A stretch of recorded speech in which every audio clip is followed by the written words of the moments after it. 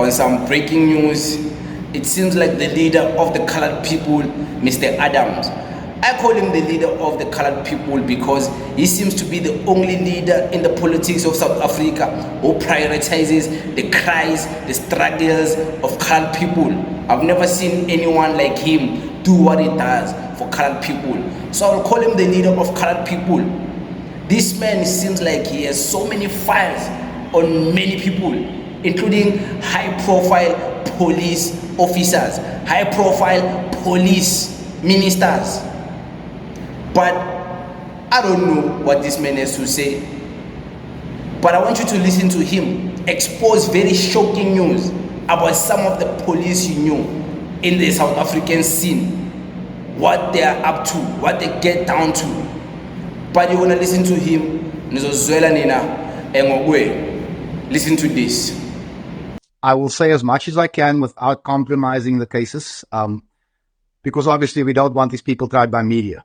But General Leshaba, it is alleged, on the 5th of August 2022, engaged with a prostitute. And she took his service pistol, his cell phone, and his state computer. All of these are state issued. He laid a criminal charge, and she was found. And when the story came out, it was smothered. There were no cases of negligence laid against the general. And his tech was the firearm, the cell phone, and the laptop was replaced allegedly using secret police funds, COVID funds. This was a massive cover-up, and we believe that the general does have a case to answer. So that is the one case. General Madondo, who is the 2IC of Crime Intelligence, failed a polygraph. She has no clearance to work at this level. And then General Brigadier Nkube, who was tasked with investigating the failure of the polygraph, never did a job. She just let it slide. And then against Major General Kumalo, who is the head of Crime Intelligence, we've laid charges of nepotism and cronyism.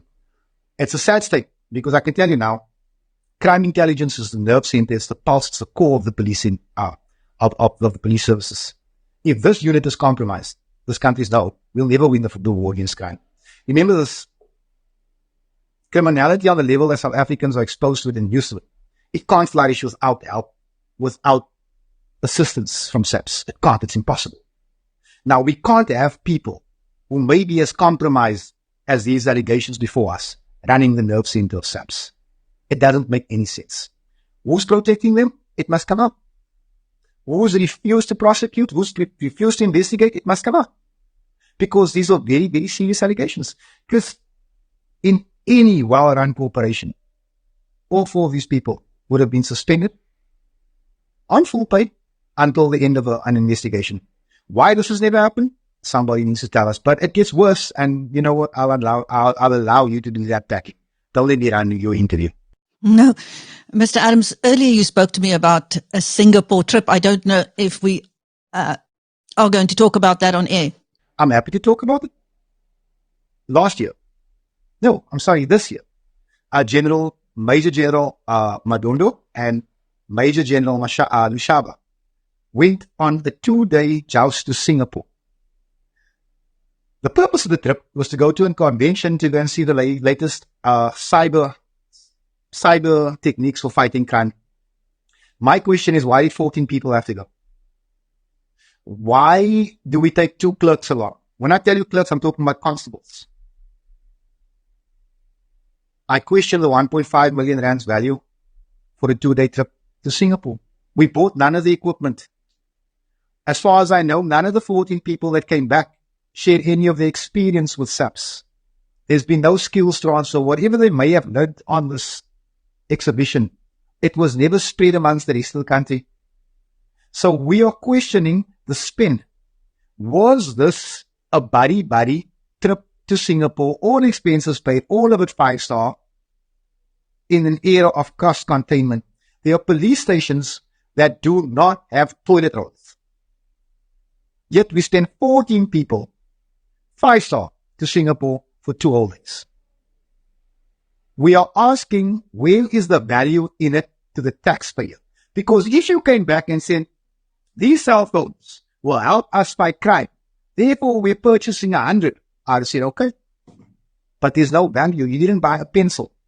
You didn't purchase a thing that's going to make me, Chris, or our children safer. Major General Khumalo must come and answer.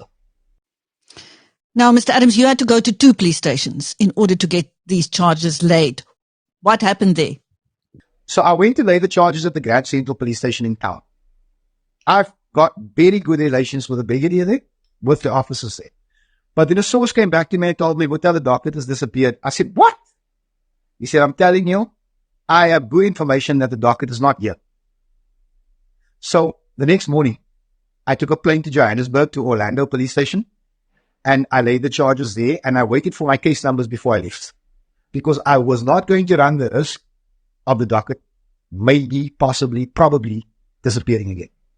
Because understand that we live in a country where dockets disappear daily. People are forever coming out and say, "I laid a charge and the docket's gone." So it's not beyond the realm of possibility or probability that a docket can disappear, especially with a case of this level. Just imagine I live in Cape Town. I'm entitled to lay the charge at Cape Town, and I'm entitled to expecting an outcome in Cape Town. But if the docket disappears, I have the resources to go to Johannesburg to go and lay it there, to make it harder for the docket to disappear. Other people don't. Normal people, normal tax-paying citizens, normal unemployed people, if they lay a charge and the docket disappears, what recourse do they have? This is the state of our police services. This is why 10 children die on the Cape Flats a day. This is why I believe that the mafia that's being prosecuted is the wrong one. I'm not saying it shouldn't be prosecuted. I'm saying it's a bigger mafia player. I'm telling you that if crime intelligence is run properly, with fit and proper people with unblemished records, with unimpeachable character, the crime levels in this country will drop immediately. But because it's not, we got a problem here. Now, I need people to understand that you can make 1,000 dockets disappear. Not this one. Because this is a different type of character laying the charges. If I am required to walk to the National Commissioner's office in Pretoria to go and lay a charge, it is what I will do. Because we take these allegations very seriously. Remember, these allegations don't fall from the air. These are folders given to us by policemen who are concerned with the state of the organization that they love. These are men that bleed blue, that are saying, these guys are killing us. So we, as the NCC, are taking this action because there's 300 parties on the ballot. We are brand new. I have to ask, what are the rest of you all doing?